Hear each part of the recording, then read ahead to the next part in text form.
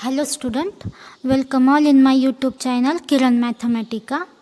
आज हम सीखने वाले हैं second method of finding particular integral, short method. देखते हैं शॉर्ट मेथड। पिछले लेक्चर में हमने फर्स्ट मेथड सीखी थी, कौन सी थी वो? General method. आज हम सीखने वाले हैं शॉर्ट मेथड। शॉर्ट मेथड में हम 6 रूल्स सीखने वाले हैं जो हमें देंगे direct formula to finding particular integral. इसमें क्या होगा, अगर हम जैसे जैसे q की वैल्यू चेंज करते जाएंगे, इसका मतलब क्या है, अगर q की वैल्यू चेंज होगी, q फंक्शन चेंज होगा, तो पर्टिकुलर इंटीग्रल के लिए हमें एक डायरेक्ट फार्मूला मिलने वाला है उस q के लिए। हमने पिछले लेक्चर में पढ़ा है कि लीनियर डिफरेंशियल इक्वेशन कौन से फॉर्म में होता है? F of D Y is equal to Q, where F of D is a polynomial of variable D and Q is a function of variable X. अभी शॉर्ट मेथड में क्या है ना, कि हम एक फार्मूला तैयार करने वाले हैं। जैसे जैसे q की वैल्यू चेंज होगी, फार्मूला चेंज होगा। हम 6 स्टैंडर्ड फंक्शंस के लिए, पर्टिकुलर इंटीग्रल के लिए फार्मूला देखने वाले। तो स्टार्ट करते हैं रूल 1 से। अगर रूल वन है क्या हमारा? इफ़ q की वैल्यू होगी e रेस टू x, अगर q ए फंक्शन हमें क्या दिया होगा? एक्सपोनेंशियल फंक्शन दिया होगा e raise to x, then yp होगा। yp मीन्स पर्टिकुलर इंटीग्रल क्या आ जाएगा? 1/f of d e raise to ax is equal to 1/f of a e raise to ax, provided f of a not equal to 0। f of a क्या होना चाहिए? Not equal to 0। That is हम put करने वाले हैं d is equal to a। क्या है इस मेथड में, इस रूल में क्या दिया है? अगर q ए फंक्शन क्या होगा? एक्सपोनेंशियल फंक्शन होगा e raise to x, then हमारा पर्टिकुलर इंटीग्रल क्या आएगा?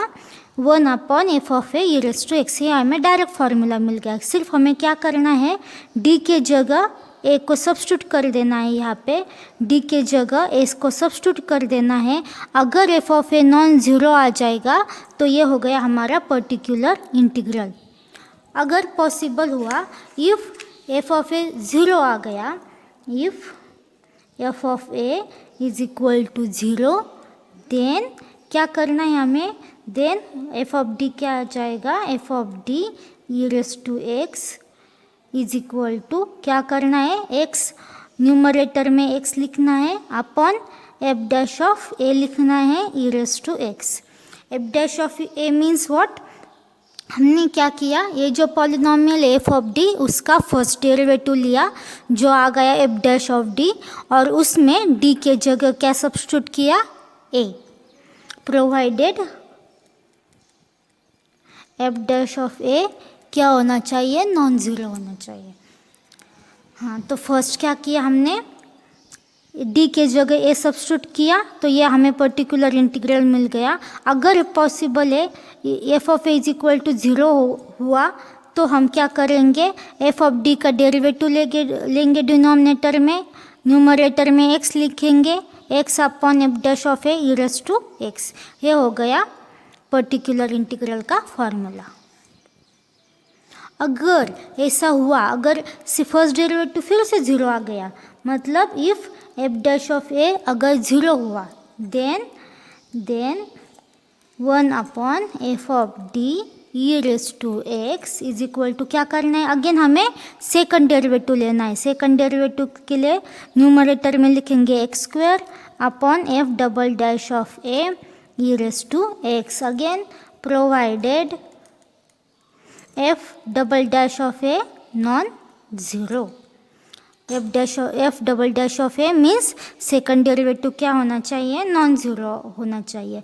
इन जनरल ऐसे करते हमें एक जनरल फार्मूला मिल जाएगा। ऑल्सो नोट दैट अगर ये भी 0 हो गया तो ऐसे करते करते हमें एक जनरल फार्मूला लिख देने वाले हैं। क्या हो जाएगा ये? If 1/f D minus A raise to N E raise to X is equal to X raise to N upon N factorial E raise to X. ये हमें मिल गया जनरल फार्मूला। ये हो गई short method for rule 1। Rule 1 किसके लिए है? फॉर एक्सपोनेंशियल फंक्शन के लिए। अगर अब हमने तो ये देख लिया कि क्यों जब एक्सपोनेंशियल फंक्शन होगा तो ये फार्मूला हम अप्लाई करेंगे, पर और कौन से फंक्शन के लिए हम ये रूल अप्लाई कर सकते हैं ये देखने वाले हैं। So if we can write 3 raise to X. अगर हमें एक्सपोनेंशियल फंक्शन क्या दिया होगा? इस फॉर्म में दिया होगा, मतलब कौन से फॉर्म में? ए रेस टू एक्स फॉर्म में। ए रेस टू एक्स फॉर्म में दिया होगा तो क्या करना है हमें? अगर ये 3 रेस टू एक्स फॉर्म में होगा तो हम क्या करेंगे? ई रेस टू एक्स log 3 लिखेंगे इसको बाय प्रॉपर्टीज ऑफ एक्सपोनेंशियल, और ये क्या हो जाएगा? E raise to log 3 into X. इसको हम ऐसे भी लिख सकते हैं। और क्या करेंगे हम? वेयर ए क्या लिखेंगे? log 3 लिखेंगे और ये आ जाएगा E raise to X form में। देखा? तो हमने क्या किया? अगर function A raise to X हुआ तो भी हम इसको एक्सपोनेंशियल में कन्वर्ट कर सकते हैं इस प्रॉपर्टी से, और ये हो गया एक्सपोनेंशियल फॉर्म में। दूसरा कौन सा फंक्शन हम लिख सकते हैं एक्सपोनेंशियल में? ऑल्सो वी कैन राइट 5, मतलब कौन सा भी कांस्टेंट हुआ 5, कैसे लिख सकते हैं? 5 into E raise to 0x। हमें पता है ई रेस टू 0x की वैल्यू कितनी होती है? 1, where A is equal to क्या लिखेंगे? 0 लिखेंगे। सो कौन सा भी नंबर दिया हुआ होगा तो हम उसको एक्सपोनेंशियल में लिख सकते हैं। थर्ड और एक फंक्शन हम देखेंगे, साइन हाइपरबोलिक ए एक्स। हमें पता है साइन हाइपरबोलिक की डेफिनेशन क्या होती है? E raise to X minus E raise to minus X upon 2। इसको भी हमने एक्सपोनेंशियल के फॉर्म में लिख सकते हैं। And same cos hyperbolic X को कैसे लिख सकते हैं? E raise to A X plus E raise to minus X upon 2। So हमने अभी ये रूल 1 देखा। क्या क्या देखा हमने रूल 1 में? कि रूल 1 हम कब अप्लाई कर सकते हैं? अगर क्यों ये फंक्शन क्या दिया होगा? ई रेस टू एक्स दिया होगा तो हम रूल 1 अप्लाई कर सकते हैं।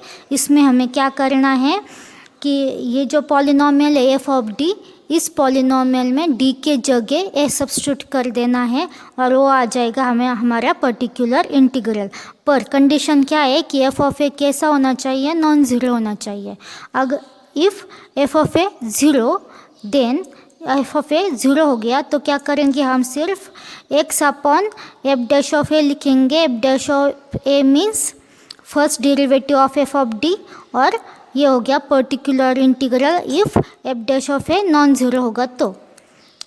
सेम अगर एफ डैश ऑफ ए फिर से ज़ीरो हो गया तो हमें ये फार्मूला मिलेगा। इन जनरल हमने एक फार्मूला लिख दिया इससे 1 upon D minus A raise to N हुआ E raise to X. Then हम फार्मूला क्या आ गया? X raise to N upon N factorial E raise to X. अभी हमने और नीचे हमने 3 और फंक्शंस लिखे हैं जिसके लिए हम रूल 1 अप्लाई कर सकते हैं। फर्स्ट कौन से फॉर्म में होगा? अगर क्यू कौन से फॉर्म में होगा? Q raise A raise to X यानी 3 रेस टू एक्स। इसको हमने एक्सपोनेंशियल में कन्वर्ट किया इस प्रॉपर्टी से ई रेस टू एक्स log 3 से, और ये हो गया एक्सपोनेंशियल फॉर्म में। सेकंड हमने क्या किया? कौन सा भी नंबर हुआ तो उसको ई रेस टू 0x से मल्टीप्लाई कर देंगे। सो ये हो गया एक्सपोनेंशियल फॉर्म में। और थर्ड हाइपरबोलिक फंक्शंस को हम एक्सपोनेंशियल के फॉर्म में लिख सकते हैं। अभी हम इस पे एग्जाम्पल देखते हैं कौन से टाइप के एग्जाम्पल आ जाएंगे इस रूल पे। फर्स्ट एग्जाम्पल देखते हैं हम। Solve D square minus 1 Y is equal to 1 plus E raise to minus X bracket square. ये एक फंक्शन दिया है, एक लीनियर डिफरेंशियल इक्वेशन दिया है हमें डी स्क्वेयर वो -1 y is equal to in bracket 1 plus e⁻⁻x bracket square. इसको हमें सॉल्व करना है। अभी फर्स्ट हम फाइंड आउट करेंगे complementary function. First we have to find complementary function. उसके लिए हमें क्या लिखना पड़ेगा? First auxiliary equation. The auxiliary equation is, क्या होता है ऑक्सिलरी इक्वेशन? ये जो पॉलिनोमियल एफ ऑफ डी, उस पर हमें लिखना है m² - 1 इज इक्वल टू 0। ये हो गई ऑक्सिलरी इक्वेशन। अभी इसको सॉल्व करना है। कैसे सॉल्व करेंगे? हमें पता है m² - 1 कौन से फॉर्म में है? a² माइनस बी स्क्वायर के रूट्स क्या होते हैं? a minus B into A plus B, sorry a² minus B square के फैक्टर्स क्या होते हैं? a minus B into A plus B. इस फॉर्मूले से हम इसको लिख सकते हैं m-1 into m+1 is equal to 0। ये आ गए हमारे फैक्टर पॉलिनोमियल m² - 1 के। अब इसके रूट्स क्या आएंगे फिर? m-1 इज इक्वल टू 0 और m+1 is equal to 0। That implies m is equal to 1 और m is equal to -1। These are two roots for this auxiliary equation 1 and -1. Here the roots are real and distinct. कैसे roots real है and distinct है। So हम यहाँ पे apply करेंगे case 1 of complementary function. The complementary function is the CF is, क्या होता है? रूल बाय केस 1 से C1 e⁻x plus C2 e⁻−x। इसको हम 1 लिखते हैं और इसको देते हैं इक्वेशन 2। सो ये आ गया हमारा कॉम्प्लीमेंट्री फंक्शन। अभी हमें क्या फाइंड आउट करना है? Particular integral. To find particular integral, क्या फाइंड आउट करना है? Particular integral. Particular integral find out करना है तो हम पहले देखते हैं कि क्यू फंक्शन क्या दिया है। ये हमारा क्यू फंक्शन है। क्यू फंक्शन में क्या दिया है? एक्सपोनेंशियल पार्ट है, एक्सपोनेंशियल फंक्शन दिया है। सो यहाँ पे हम कौन सा रूल 1 अप्लाई कर सकते हैं? शॉर्ट मेथड का। कौन सा रूल अप्लाई कर सकते हैं? शॉर्ट मेथड का रूल 1 अप्लाई कर सकते हैं। तो हम वहाँ यहाँ पे शॉर्ट मेथड अप्लाई करने वाले हैं, रूल 1। सो यहाँ पे फर्स्ट हम फार्मूला लिखते हैं पर्टिकुलर इंटीग्रल का। क्या है formula? yp is equal to 1/f of D into Q. Value substitute कर देते हैं। 1/f ऑफ डी क्या है? d² - 1, क्यू दिया है 1 प्लस e⁻⁻x ब्रैकेट स्क्वायर। सो अब फर्स्ट हम क्या करते हैं? ये ब्रैकेट को सिंप्लीफाई कर देते हैं। 1/d² - 1, ये ब्रैकेट का क्या आ जाएगा? इस फॉर्मूले से a plus B bracket square. कैसे सिंप्लीफाई करते हैं इसको? a² plus 2ab plus b²। इस फॉर्मूले से क्या आ जाएगा? 1 plus 1² 1 plus 2ab 2 into e⁻⁻x into 1, ये 2e⁻⁻x हो जाएगा, प्लस e⁻⁻x का स्क्वायर क्या आ जाएगा? e⁻2x। अभी इसको हमने सिंप्लीफाई कर दिया। अब हम क्या करते हैं? ये जो 1/d² - 1 है, इससे इस हर एक टर्म को मल्टीप्लाई कर देते हैं। तो ये क्या आ जाएगा? 1/d² - 1 इंटू 1 प्लस 2 कांस्टेंट उसको बाहर लिख देते हैं। 1/d² - 1 into e⁻⁻x plus 1/d² - 1 e⁻2x। अभी यहाँ पे हमें रूल 1 अप्लाई करना है, जो कि हमने अभी भी देखा है। हाँ, यहाँ पे फर्स्ट टर्म देखिए, इसमें क्या दिया है? 1 दिया है। तो यहाँ पे हम लिख सकते हैं d² - 1 इंटू e⁻⁻x, क्योंकि 1 की वैल्यू क्या होती है? e⁻⁻x हमने अभी देखी है, प्लस 2 एज इट इज। हाँ, अभी यहाँ पे क्या करेंगे हम? बाय रूल 1 से, रूल 1 में हम क्या करते हैं? d के जगह a सब्स्टिट्यूट करते हैं। सो हम यहाँ पे हमारा a क्या हो जाएगा? a क्या है? -1। सो हम सब्स्टिट्यूट करेंगे d is equal to -1 substitute करेंगे, तो ये आ जाएगा -1² - 1 e⁻⁻x प्लस 1 अपॉन, यहाँ पे सेम क्या करेंगे, d इज इक्वल टू क्या सब्स्टिट्यूट करेंगे, -2 a की वैल्यू, सो ये आ जाएगा -2 square -1 into E raise to -2x।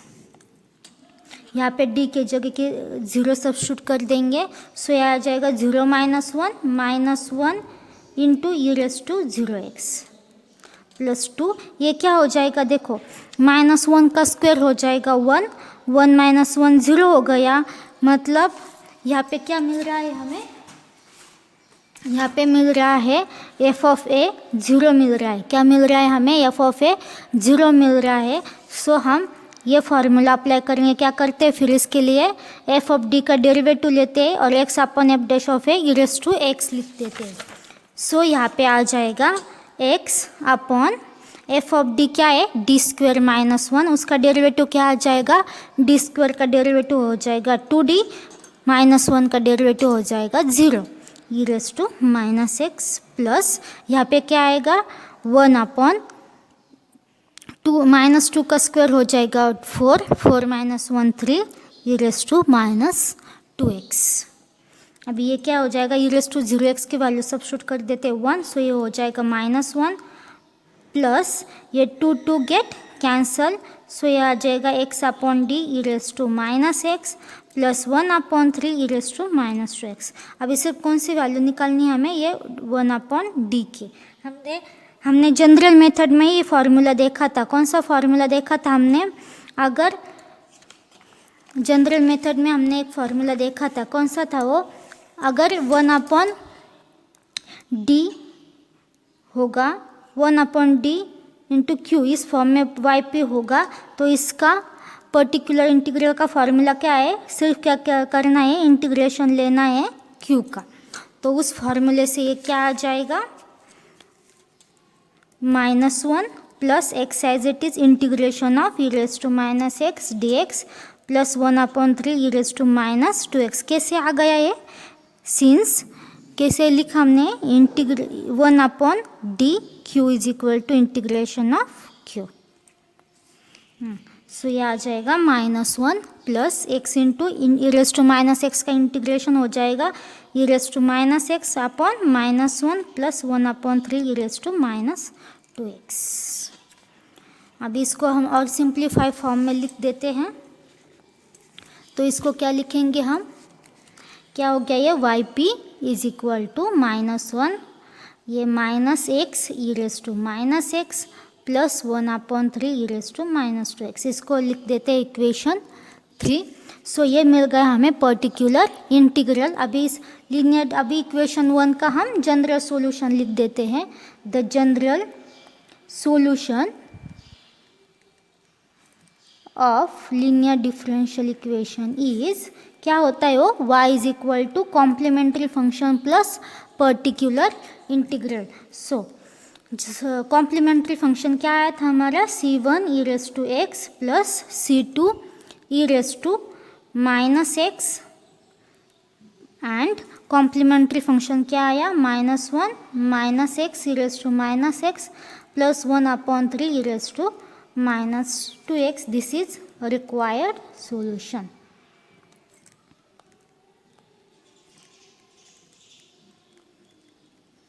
So today stop करते हैं, नेक्स्ट लेक्चर में हम और एग्जाम्पल सॉल्व करेंगे।